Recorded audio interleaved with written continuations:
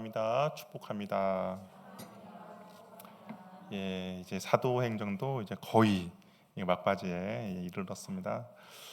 황제에 대해서 바울이 상소를 했죠. 그랬더니 이제 총독 베스도는 그 상소를 받아들였습니다.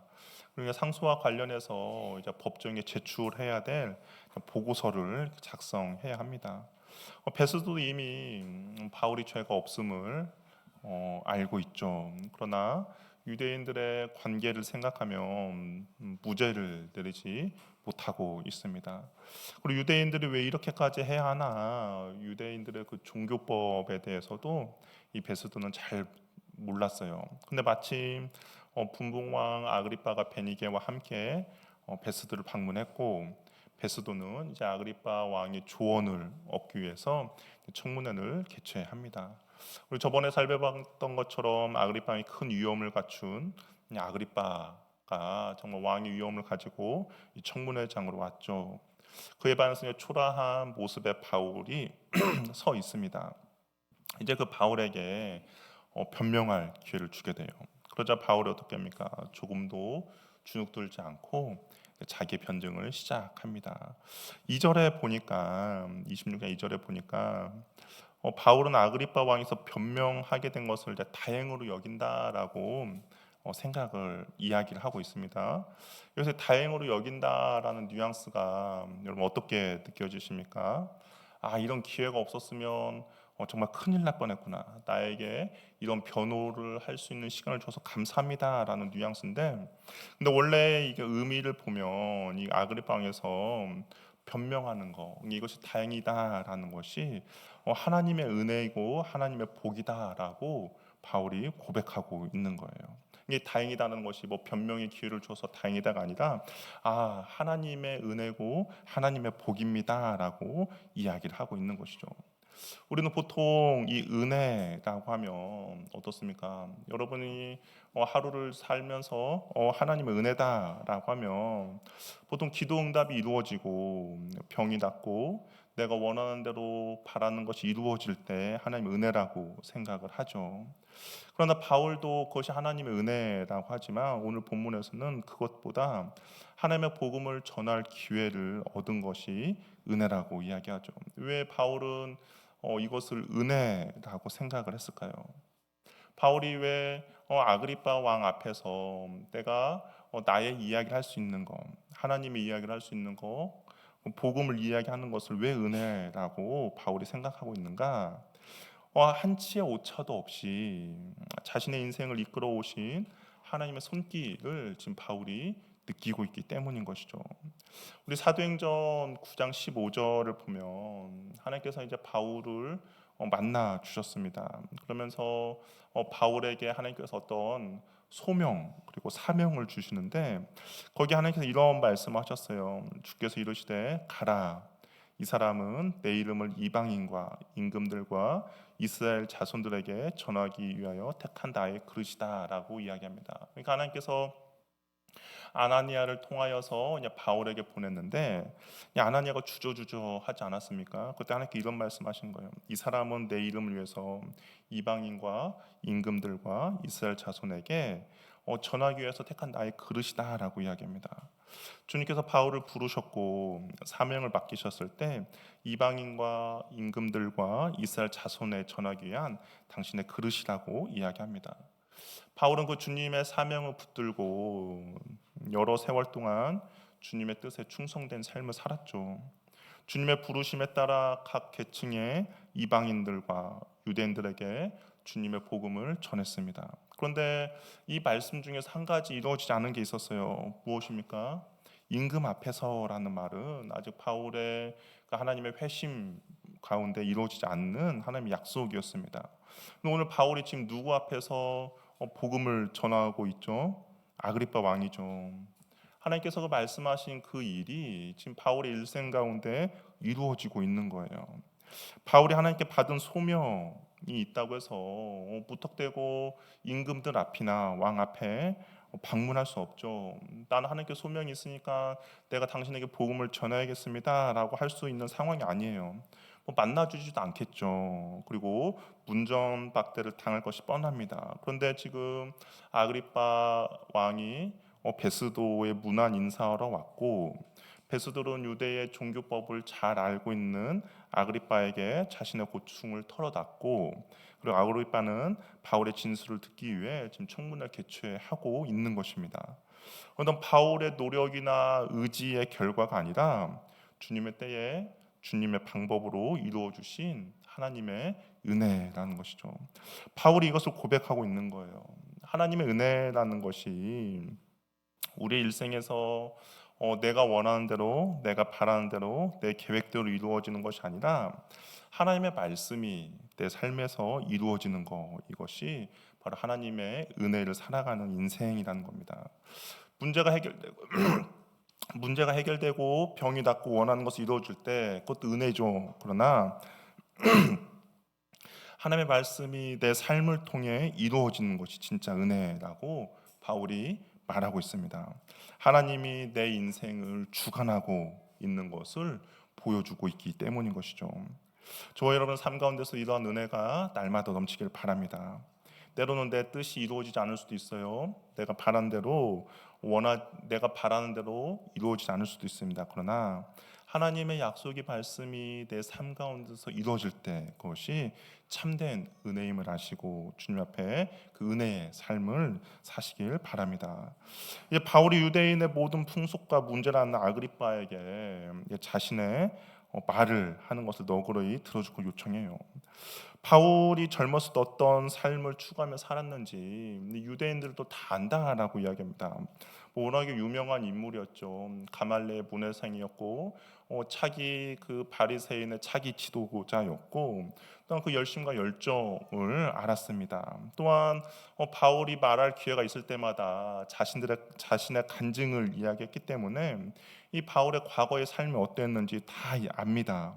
근데 바울이 결국 여기 서 있는 이유는 자신이 어떤 로마의 법을 위반하는 것이 아니에요. 어떤 유대인들의 종교법을 어긴 것이 아닙니다. 여기서 보면 바울이 이렇게 하죠. 6절에 단 한 가지 이유가 있는데 하나님의 약속에 대한 바울의 소망 때문이었다고 이야기합니다. 근데 그 하나님의 약속이 무엇이냐? 우리가 읽었던 본문 가운데 23절이거든요.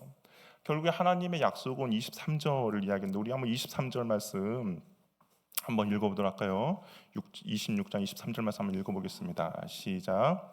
곧 그리스도가 고난을 받으실 것과 죽은 자 가운데서 먼저 다시 살아나사 이스라엘과 이방인에게 빛을 전하게 하시라 함이니이다 하니라. 바울이 6절에서 내가 신문 받는 것은 하나님 우리 조상에게 약속하신 것 때문에 그렇다라고 하는데 그 약속이 결국 23절이죠. 그러니까 바울이 나는 어떤 뭐 법을 어긴 것도 아닙니다. 나는 단순히 그 약속에 대한 소망을 가졌기 때문에 내가 이런 지금 억울한 일을 당하고 있습니다라고 이야기를 하고 있는 것이죠. 여러분 소망이 뭘까요? 바울의 소망이 무엇일까요, 여러분? 바울의 소망은 이 하나님의 약속이 바울의 소망이죠. 이 소망이란 단어가 과연 뭔지 아십니까? 소망이란 단어. 우리 헬라어의 소망이 뭘까요? 여러분이 이게 매주마다 보는 글씨가 있습니다. 뭘까요? 매주마다 보는 글씨. 어떤 뭐 매일마다 볼 수도 있는데 우리 한번 눈을 내려서 의자를 한번 보시겠습니까? 의자 뒤에 뭐라고 써 있죠? 엘피스가 소망입니다. 그 바울의 그런 소망이 있었다라는 거예요. 그래서 바울이 그 하나님의 말씀하신 약속을 기다렸죠. 그런데 이 소망이 바울만 기다린 것이 아니에요. 하나님의 약속에 대한 소망을 바울만 기다린 것이 아니라 하나님을 아는 모든 자들이 다 바라는 것이었습니다. 왜 그렇습니까? 우리 7절 말씀 한번 읽어볼게요. 7절 읽어보겠습니다. 시작.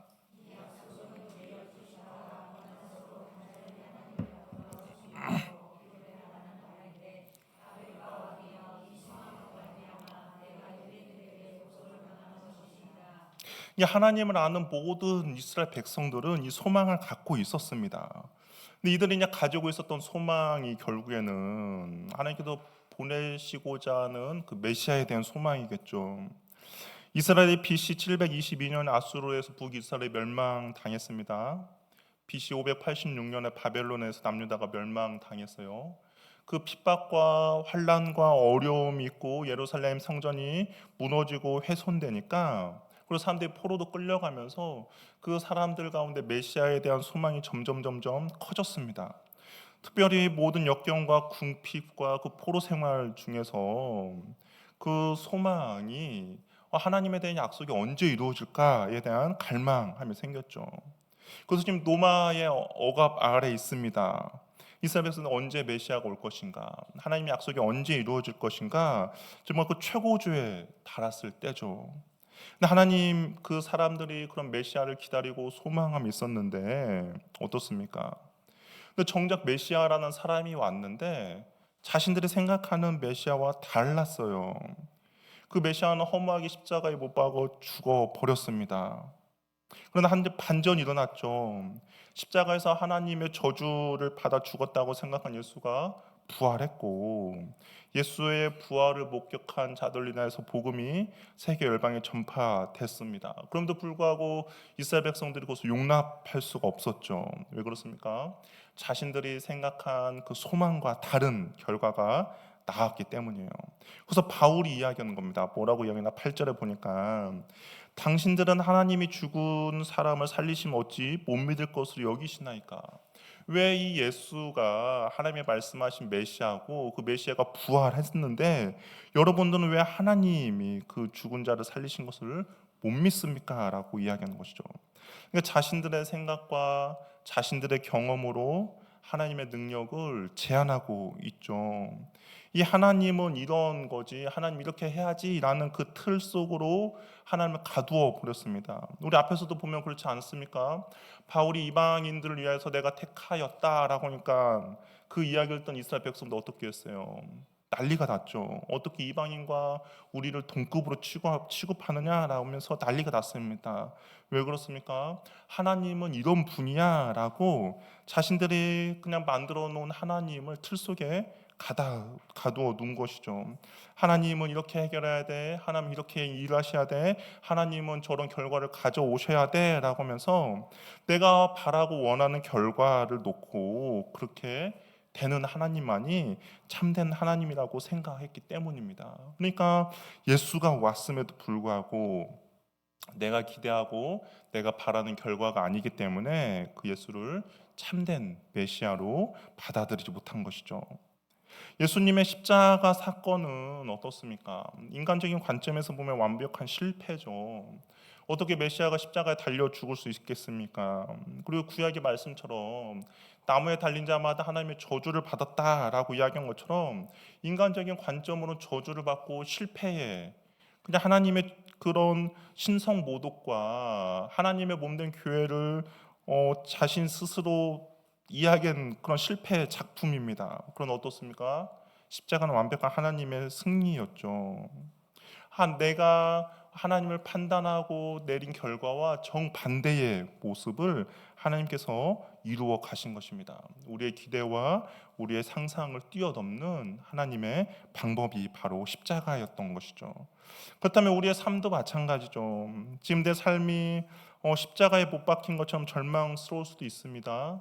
정말 내 기도가 응답되지 않는 것처럼 낙심될 수도 있어요. 그러나 하나님의 그 시선을 볼 때는 실패가 아니라 하나님의 반전을 위한 과정일 수도 있다라는 겁니다. 그렇기 때문에 나의 경험과 나의 한계로 주님을 가두는 것이 아니라 우리 소망을 가지고 주님을 온전히 바라보며 나아가는 은혜가 있기를 바랍니다. 우리가 바라는 것은 하나님의 약속과 그분의 신실하심을 소망하는 그런 은혜가 있어야 되는 것이죠.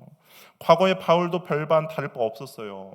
바울도 자신이 만들어 놓은 그 틀 안에 하나님을 가두어 놓았습니다. 바울의 간증을 보면 그렇지 않습니까? 유대인처럼 예수를 믿는 자들을 이단으로 여기고 박해하는 데 앞장섰습니다.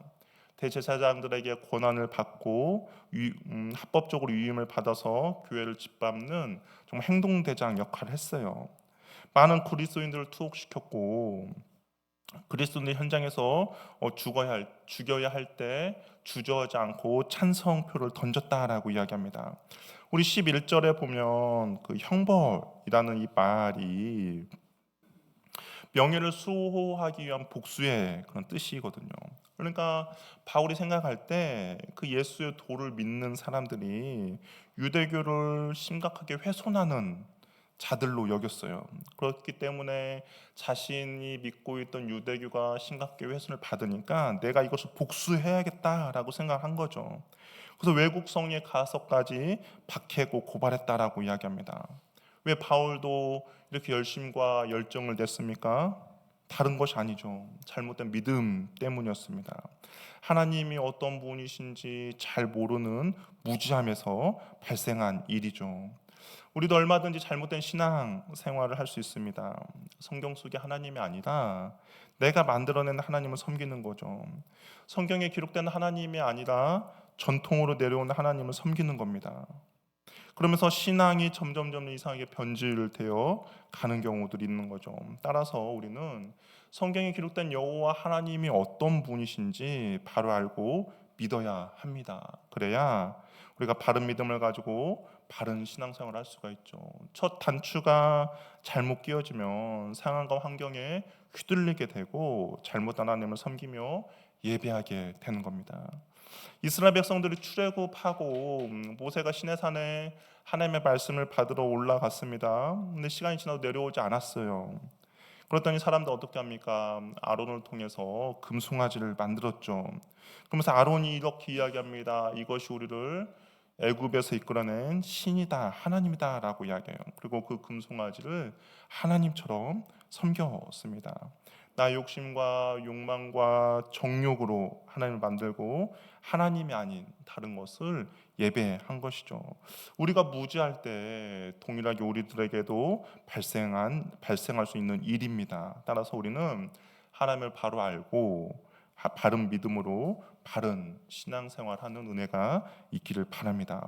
바울도 주님을 몰랐어요. 몰랐기 때문에 그렇게 잘못된 방향으로 열심과 열정을 냈습니다. 근데 이제 바울이 자신의 간증 이야기 계속합니다. 뭐 부활, 내가 다른 것이 아니라 이 예수님의 부활 때문에 내가 이런 고통과 고난을 받고 있다라고 이야기합니다. 그래서 복음을 이야기했죠. 분명히 예수라는 메시아가 있었고 그가 하나님의 고난을 받고 그리고 죽었지만 그가 하나님께서 다시 살려내신 바로 메시아다라고 이야기합니다. 그 이야기를 쭉 듣고 있던 베스도가 그것을 동의할 수가 없었어요. 우리 24절 말씀을 한번 같이 읽어볼까요? 한번 읽어보겠습니다. 시작.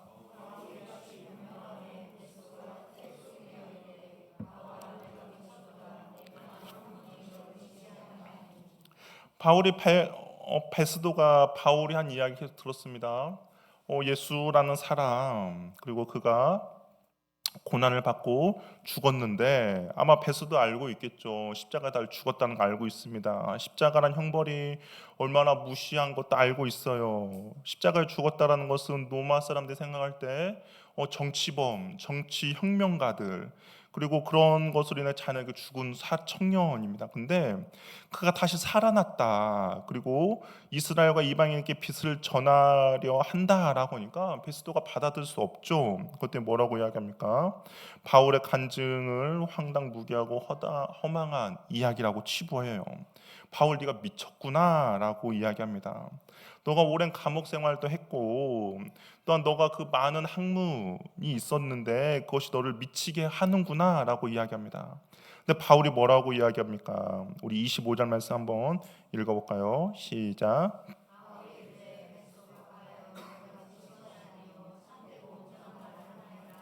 내가 미친 것이 아닙니다. 나는 참되고 온전한 말을 명확하게 하고 있다라고 이야기를 하죠. 우리 믿음, 신앙이라는 것은 그런 것 같습니다. 세상 사람들이 볼 때 우리를 미쳤다라고 생각을 하죠. 어떻습니까? 세상 사람들을 눈으로 보면 미친 거죠. 왜 그렇습니까? 주일날 아침에 뭐 좋은 일 있다고 이게 모여 있습니다. 그리고 주일날뿐만 아니라 시간이 날 때마다 교회 모이죠. 그리고 다른 곳에서는 모임을 오면 돈을 주는데 우리는 어떻게 합니까? 우리가 헌금이라는 것을 해요. 근데 사람들 볼 때는 미친 거죠. 저 사람들 뭐 하는 것인가? 과연 저 사람들의 모임 가운데 희망과 소망이 있는가? 그냥 어떤 집단 최면에 걸려서 그러는 거 아닌가라고 생각하는 세상 사람들이 있죠. 그런데 바울이 뭐라고 이야기합니까? 아닙니다라고 이야기하죠. 참되고 온전하다라고 이야기해요. 세상의 눈으로 볼 때는 우리가 미치고 세상의 눈으로 볼 때는 이해가 되지 않는 상황이지만, 그러나 하나님의 은혜를 알고 하나님의 말씀을 알고 참된 믿음을 가진 사람들이 당연히 해야 될 행동과 모습이라고 이야기를 하고 있는 것이죠. 우리는 과연 누구의 판단을 받고 누구의 말을 따르야 되겠습니까? 세상에서 여러분들을 미쳤다라고 이해가 되지 않는다라고 할 때 여러분의 그 모든 행동 하나들이 하나님께서 보시기에는 올바르고 정확하다라고 이야기를 하십니다. 세상의 사람들의 이야기는 온전하지가 않죠. 그냥 자신들의 감정과 상황과 환경에 따라서 얼마든지 달라질 수 있습니다. 그러나 영원하신 참된 진리이신 주님께서는 우리에게 그렇게 이야기 안 해요. 너의 행동이 옳고 너의 행동이 참되다라고 이야기합니다. 그 참되신 여호와 하나님의 말씀 가운데 우리가 온전히 주님 앞에 바로 서 있는 은혜가 있기를 바랍니다. 세상 사람들의 말에 내 감정을 휘둘리지 말고 하나님의 평가가 무엇인가, 하나님의 말씀이 무엇인가를 생각해서 그 말씀 가운데 온전히 나아가시길 바라요. 이 바울이 나는 참되고 옳은 말을 하고 나는 명확한 이야기 했다라고 이야기합니다. 그러면서 바울이 아그리빠 왕에게 이야기를 해요. 베스도가 미쳤다라고 하니까 아닙니다라고 하면서 이제 아그리빠 왕에게 이야기를 합니다. 우리 26절 말씀 한번 읽어보도록 할게요. 시작.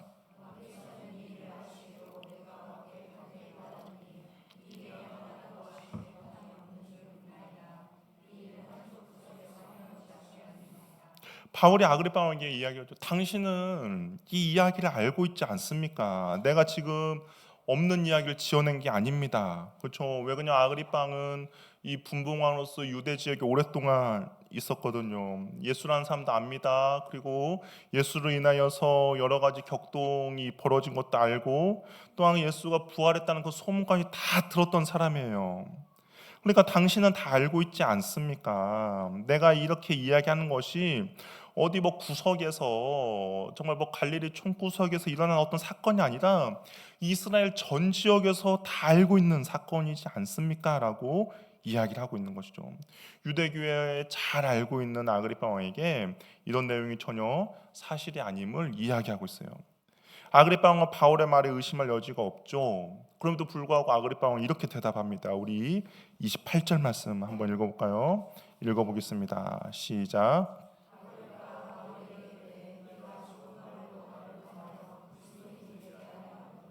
아그리파 왕은 지식적으로 다 알고 있었습니다. 실제적으로 어떤 일이 일어난 줄 알아요. 그럼에도 불구하고 네가 적은 말로 나를 권하여 그리스도인이 되게 하려냐라고 묻는 것이죠.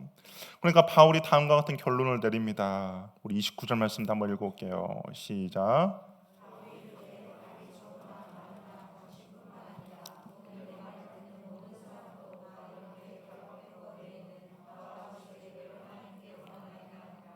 바울이 아그리파 왕을 포함해서 그 청문회에 앉아 있는 모든 사람들에게 이렇게 하죠. 나는 당신들이 내가 지금 결박된 것 외에 나와 같이 되기를 하나님께 원한다라고 이야기해요. 이 원한다라는 말이 기도하다라는 의미가 있거든요.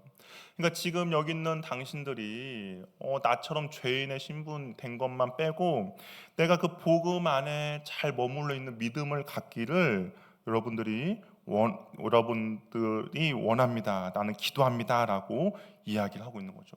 예수 그리스도의 부활을 믿는 그리스도인 되기를 간절히 기도합니다라고 바울이 이야기를 하고 있는 거예요. 근데 바울의 간증을 듣는 사람들의 반응이 서로 다른 것을 보게 되죠. 베스도는 어떻습니까? 네가 미쳤구나. 이성적으로 이해할 수 없기에 복음을 미친 것으로 치부합니다. 그에 반해 아그리빠는 어떻습니까? 바울의 말을 다 이해해요. 실질적으로 무엇인지도 다 압니다. 근데 그리스도인이 되는 것은 원치 않고 있는 거죠. 지적인 동의에는 머물렀어요. 그러나 의지적인 결단으로 그리스도인이 되는 것은 거부합니다. 믿음이라는 것이 지적 동의에만 머무는 것이 아니라 결단과 결심의 자리까지 나아가야 하는데 지금 아그리파 왕은 그렇게 하지 못하고 있죠. 왜 아그리파 왕이 그렇게 결심과 결단의 자리까지 나아가지 못하고 있을까요? 그럼 자신이 누리고 있는 자리가 있는 거죠. 명예가 있는 거죠. 권력이 있는 거죠. 그것을 선뜻 내어놓고 그리스도인 되기가 싫은 겁니다. 오늘 사도행전 26장의 청문회를 보면 네 부류의 사람이 서 있습니다. 첫 번째 사람은 복음을 광기로 여기는 베스도가 있습니다. 그는 세상의 상식과 이성으로 이해되지 않기에 복음을 거부하고 있어요. 두 번째 사람은 복음을 흥미로운 지식으로 여기는 아그리빠가 있습니다. 그는 알아요. 자신의 왕좌와 명예를 그는 그 모든 일들 복음이 어떤 것인지 압니다. 그런데 자신의 왕좌와 명예를 버릴 만큼 결단을 내리지 못하고 있죠. 세 번째 사람은 누구입니까? 바울이죠. 복음을 자신의 생명처럼 여기는 바울이 있습니다. 그는 옥에 갇혀 있지만 이 세상 누구보다 자유로운 사람이었어요. 참된 진리 안에 참된 자유를 누리고 있습니다. 그리고 네 번째 사람은 누구일까요? 바로 저와 여러분이라고 할 수가 있습니다. 오늘 이 말씀을 들으면서 베스도처럼 황당한 이야기구나라고 마음을 닫고 계신 분은 아마 안 계실 겁니다. 뭐 주일날 아침 이 자리까지 오셨는데 베스도처럼 저 목사 말 전하는 거 미쳤구나라고 생각하는 사람 없을 거예요. 그러나 혹시 아그리빠처럼 나는 다 아는 이야기야, 좋은 말씀이지 라고 생각하면서 그냥 지적으로 동의만 하고 있는 분은 있지 않습니까? 이런 사람들에게 바울은 동일하게 간청하죠. 말이 적으나 많으나 당신뿐 아니라 오늘 내 말을 듣는 모든 사람도 다 이렇게 결박된 것 외에는 나와 같이 되기를 하나님께 원한다라고 간절히 부탁하고 있습니다. 나와 같이 되기를 원한다라는 이 말은 내가 경험한 예수 그리스도의 부활, 그 하나님의 신실하심을 당신도 인격적으로 만나기를 원합니다라는 거죠. 내가 누리는 이 자유와 소망을 당신도 누리기를 바랍니다라고 간절하게 호소하는 겁니다.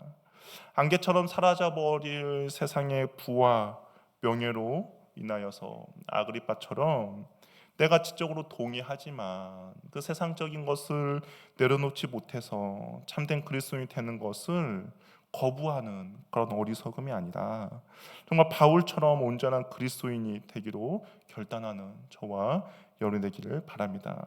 이 아그리빠가 원하는 세상의 명예와 권력과 재물, 이것들은 결국에는 우리가 이 땅을 살아가면서 사라져버리는 그 모든 것들 아니겠습니까?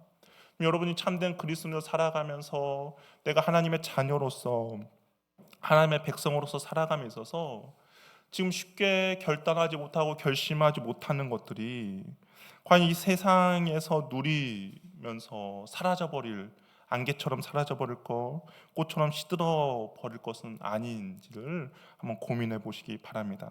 만약 그것이 내가 주님의 참된 제자가 됨에 있어서 장애물이 되고, 만약 그것이 내가 주님의 백성으로서 살아감에 있어서 나의 발목을 잡고 있다면 아그리빠처럼 주저주저 하지 말고 바울처럼 우리가 주님 앞에 온전한 그리스도인이 되기로 결심하며 결단하시기를 바랍니다. 주님은, 주님의 참된 진리는 이 세상 이후뿐만 아니라 이 다음의 세상까지도 우리를 참된 진리로 영원한 영생으로 우리를 이끌어 주시기 때문인 것이죠. 세상의 상식과 나의 기대를 넘어 부활의 주님을 나의 왕으로 모시기로 결단하여서 바울이 누렸던 저 하늘의 자유와 은혜, 그리고 흔들리지 않는 부활의 소망이 오늘 예배하는 저와 여러분의 삶 가운데 가득 넘치시길 바랍니다. 바울이 이야기한 것처럼 나와 같이 되기를 바란다라는 이 질문 앞에 우리가 나도 당신처럼 주님을 위하여서 나아가기를 바랍니다라고 응답하는 저와 여러분 되기를 바랍니다. 함께 잘 일어나셔서 우리 함께 찬양하며 기도하도록